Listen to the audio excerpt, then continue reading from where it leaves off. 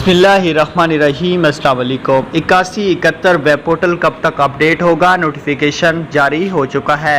Benazir income support programme 8171 portal बहाल करने में कितना देर लग सकती है और कितना टाइम लग सकता है, आज की वीडियो में आपको तफसीलात से आगाह करूंगा, तो वीडियो आपने पूरी देख लेनी है। वीडियो को शुरू करते हैं।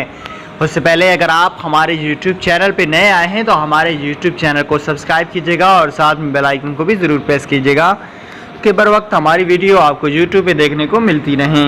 शुरू करते हैं आज की इस वीडियो को। Benazir income support programme 8171 web portal 15 जुलाई तक जारी कर दिया जाएगा और इसको मुकम्मल तौर पे अपडेट भी किया जाएगा। जैसा कि आपको मालूम है 30 जून सर्वे की लास्ट डेट थी, लेकिन उसको भी मज़ीद बढ़ा दिया गया है और साथ में 8171 वेब पोर्टल के अंदर भी तमाम डेटा जो है वो अपलोडिंग कर दिया गया है। अब जैसे 8171 वेब पोर्टल ऑन होगा आपको आगाह कर देंगे, तो आप हमारे साथ जुड़ के रहें। Thanks for watching.